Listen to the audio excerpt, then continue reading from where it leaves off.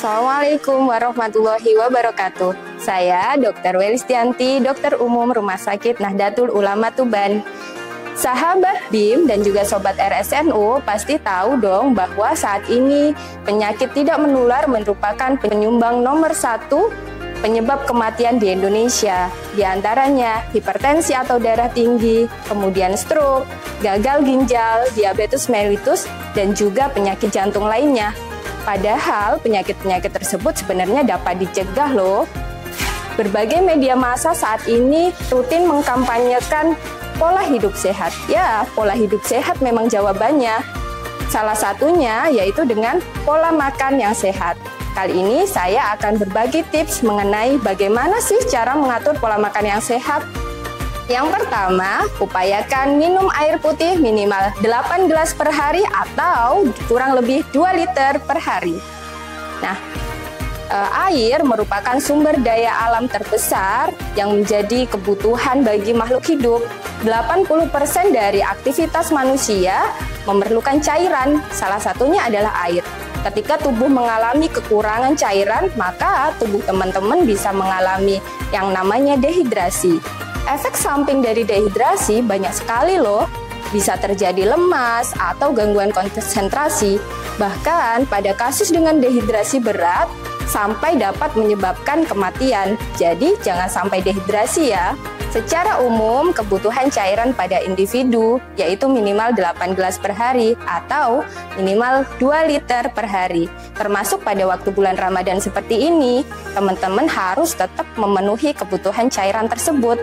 Caranya bagaimana? Yaitu dengan 4 gelas kita minum pada waktu berbuka, kemudian 4 lagi sisanya pada waktu kita sahur. Nah, pada waktu berbuka, teman-teman bisa dibagi dengan 1 gelas pada waktu makan berbuka, kemudian 1 gelas lagi setelah berbuka, kemudian pada waktu akan berangkat tarawih, teman-teman bisa minum 1 gelas lagi dan setelah tarawih 1 gelas lagi. Nah, 4 gelas pada waktu sahur, teman-teman bisa bagi menjadi 2 gelas saat sebelum makan sahur dan 2 gelas lagi setelah makan sahur. Jadi, jangan lupa ya, 8 gelas per hari atau kurang lebih 2 liter per hari air putih. Yang kedua, perbanyak makan buah dan sayur.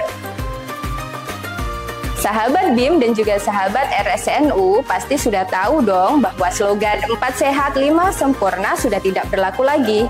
Isi piringku. Ya, saat ini slogan yang kita terima adalah isi piringku. Kementerian Kesehatan Republik Indonesia saat ini gencar melakukan kampanye untuk pola makan sehat dengan isi piringku. Di situ tertera bahwa 50% atau setengah dari isi piring kita harus berisi sayur dan buah. Kemudian setengahnya lagi baru karbohidrat dan protein. Sayur dan buah memang banyak sekali manfaatnya.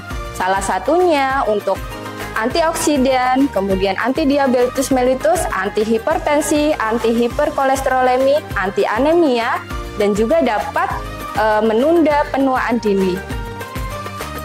Tapi menyukai atau merubah pola makan menjadi orang yang suka sayur itu susah, terutama untuk anak-anak. Betul tidak? Yang ketiga yaitu upayakan memilih makanan yang diolah dengan cara direbus ataupun dikukus. Kita semua pasti sepakat bahwa makanan yang direbus atau dikukus memang rasanya tidak enak. Tidak seenak makanan yang digoreng ataupun dibakar. Tapi sebenarnya merebus atau mengukus makanan itu banyak sekali manfaatnya. Karena apa? Vitamin dan kandungan mineral yang ada pada makanan tersebut menjadi tidak mudah rusak. Yang keempat, batasi konsumsi kecap, saus, dan makanan yang mengandung pewarna, pengawet, dan perasa tambahan. Di era yang modern seperti ini, berbagai macam makanan disajikan, terutama pada waktu bulan Ramadan seperti ini. Takjil-takjil pasti ramai kan di pinggir jalan. Sebenarnya tidak ada salahnya kok kita membeli takjil atau membeli makanan di luar. Tapi teman-teman harus ingat ya, kita harus tahu batasannya.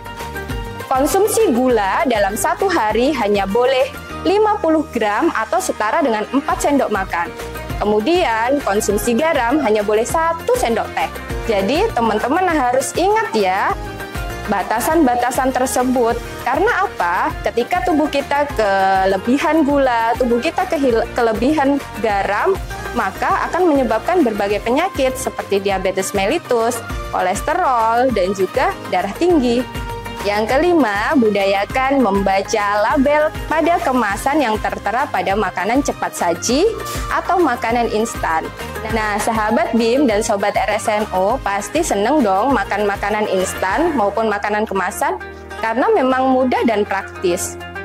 Tapi teman-teman harus ingat bahwa pada makanan kemasan atau makanan cepat saji itu biasanya banyak mengandung tinggi natrium dan tinggi gula. Jadi, teman-teman harus pintar-pintar nih dalam memilih makanan-makanan tersebut. Jangan lupa, baca dulu di kemasannya, apa saja kandungannya, dan berapa jumlah kandungan tersebut.